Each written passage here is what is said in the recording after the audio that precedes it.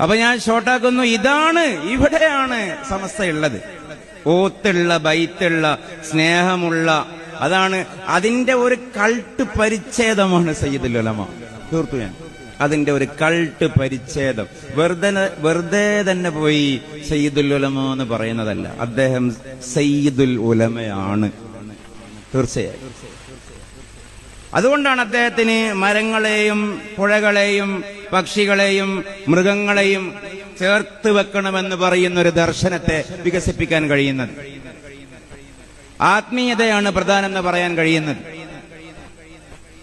എല്ലാ ചരാചരങ്ങളെയും സ്നേഹിക്കണമെന്ന് ആർക്കും പറയാം. അതേസമയം അങ്ങനെ പറയാൻ പ്രേരിപ്പിക്കുന്ന ഫിലോസഫി എന്താണെന്നുള്ളതാണ് പ്രധാനം. കമ്മ്യൂണിസ്റ്റുകാർക്ക് പറയാം എല്ലാ മനുഷ്യരെയും സ്നേഹിക്കണം. പക്ഷെ അടുത്ത ഘട്ടത്തിൽ ഒരു പ്രശ്നമുണ്ട്. എല്ലാ മനുഷ്യരെയും സ്നേഹിക്കണമെന്ന് കമ്മ്യൂണിസം പറയുന്നുണ്ടോ? ഇല്ല. എല്ലാ മനുഷ്യരെയും സ്നേഹിക്കണമെന്ന് ദേശീയ പ്രസ്ഥാനങ്ങൾക്കും റിപ്പബ്ലിക്കനും വലതുപക്ഷത്തിനും പറയാം.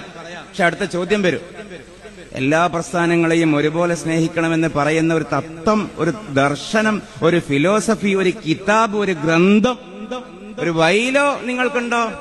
ഇല്ല. അത് മേൽജാതിക്കാരൻ്റെതാണ് ലോകം. യൂബർമെൻസ്, അതിമാനുഷ്യന്റേതാണ് ലോകം. ഇതൊക്കെയാണ് അവിടെ കൺസെപ്റ്റ്. ഞാൻ ആരെയും ചെറുതാക്കുകയോ വലുതാക്കുകയോ ചെയ്യില്ല. നമ്മളതിന്റെ ആളുമല്ല. പക്ഷെ അതാണ് അതിന്റെ വാസ്തവം. പക്ഷേ മുഹമ്മദുർ റസൂലുള്ളാഹി സല്ലല്ലാഹു അലൈഹി വസല്ലം ഒക്കെ പറയാം എല്ലാരെയും സ്നേഹിക്കണം. അടുത്തൊരു ചോദ്യം വരും, നിങ്ങളുടെ കയ്യിൽ അതിന്റെ ഒരു ഫിലോസഫി ഉണ്ടോ തങ്ങളെ? റസൂലുള്ളാഹി സല്ലല്ലാഹു അലൈഹി വസല്ലം പറയും, ഫിലോസഫി ഉണ്ട്. എല്ലാരെയും ഒരേ മാലയിൽ കോർക്കുന്നൊരു ദർശനം ഞങ്ങളുടെ ഉള്ളിലുണ്ട്. അത് ഖദ് അഫ്ലഹ മൻ സക്കാഹ വഖദ് ഖാബ മൻ ദസ്സാഹ എന്ന് പറഞ്ഞിടത്തുള്ള വനഫ്സിൻ ഇദാ സവ്വാഹ എന്ന് സൂചിപ്പിച്ചിടത്തുള്ള നഫ്സാണ്, ആത്മാവാണ്, റൂഹാണ്. അതാണ് ഞങ്ങൾ ഒരുമിപ്പിക്കുന്നതെന്ന് പറയാൻ കഴിയും. ആ ദർശനമാണ് ഇന്നും എന്നും ഈ ഭൂമിയിൽ ആവശ്യം. അത് ബാക്കിയാകണം. അത് ഒരു നൂറ്റാണ്ട് തികക്കുന്നു എന്ന് പറയുന്നത് കേരളത്തിന്റെ, ഇന്ത്യയുടെ, നാടിന്റെ ചരിത്രത്തിലെ പ്രധാനപ്പെട്ട സംഭവമാണ്. അതിനുവേണ്ടിയാണ് നാം കുണിയയിലേക്ക് പോകുന്നത്. സമസ്തയുമായി ബന്ധപ്പെട്ട എല്ലാം അതിശയം എന്ന് പറഞ്ഞ പോലെ പേരുകൾ പോലും അതിശയം. പേരുകൾ പോലും ആദർശ വിശുദ്ധി നൂറ്റാണ്ടുകളിലൂടെ എന്നുള്ള പ്രമേയം എടുത്തപ്പോ ഒരു വാട്സാപ്പ് ഗ്രൂപ്പിൽ ഞാനും ഉണ്ടായിരുന്നു. പ്രമേയം സപ്ലൈ ചെയ്യുന്നു. ഞാനൊക്കെ കൊടുത്ത പ്രമേയം 7ാം കടലിലേക്ക് വലിച്ചെറിഞ്ഞ് എനിക്ക് കുറച്ച് പ്രതിഷേധമൊക്കെ തോന്നി. എല്ലാ വ്യക്തികൾക്കും ഉണ്ടാവുമല്ലോ.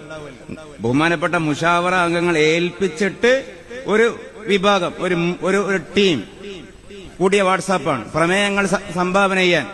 ഇപ്പൊ 5-6 പ്രമേയം ഞാനും സംഭാവന ചെയ്തു, പലരും സംഭാവന ചെയ്തതുപോലെ എല്ലാം ഇലയും കൂട്ടി വലിച്ചെറിഞ്ഞാണ്. ഒടുവിൽ ബഹുമാനപ്പെട്ട മുഷാവറ തന്നെയാണ് ഈ പ്രമേയം കൊണ്ടുവന്നത്. നൂറ്റാണ്ടുകളിലൂടെ, ആ നൂറ്റാണ്ടുകളിലൂടെ എന്ന് പറയുന്ന ആ ഒരു ഒഴുക്കിന് എത്രമേൽ പ്രസക്തം. അതല്ലായിരുന്നുവെങ്കിലും അഭംഗിയായനെ എന്ന് പറഞ്ഞതുപോലെയാണ് ഈ കുണിയ. ആദ്യം കേട്ടപ്പോ വലിയൊരു തിരക്കേടായിരുന്നു. അന്താരാഷ്ട്ര മഹാസമ്മേളനം, തിരക്കേടില്ല, ബാംഗ്ലൂരിനെങ്കിലും വന്നിരുന്നുവെങ്കിൽ. സ്ഥലത്തിന്റെ പേര് നോക്കുമ്പോ Kuniya, international grand conference at Kuniya. ഒരു എതക്കടയിന് അലുവേ മത്തിക്കടി എന്നൊക്കെ പറയുന്നൊരു ബാറ് വന്നു. പക്ഷെ അതിന്റെ ആശയം ആ വാക്കിൽ വന്ന് നോക്കുമ്പോഴോ ഏതോ ഒരു സഹോദരൻ അത് പരിഹസിക്കുന്നതും കണ്ടു. കുനിയാൻ തന്നെയാണ് കുണിയയിൽ പോവേണ്ടത്.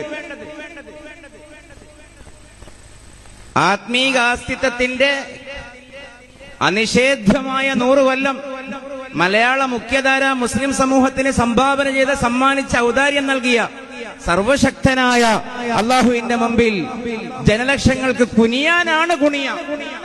എന്നിട്ട് പിന്നെ നിവരാനും ചരിത്രത്തിലേക്ക് സഞ്ചരിക്കാനും പടരാനും ആ കുണിയ എന്ന പേരിൽ പോലും ഒരു വലിയ തത്വത്തെ ഒളിപ്പിക്കുമാറ് സമസ്തക്ക് വലിയൊരു കാലനിയോഗം വന്നതാണ് നമ്മുടെ മുമ്പിലുള്ള അനുഭവം.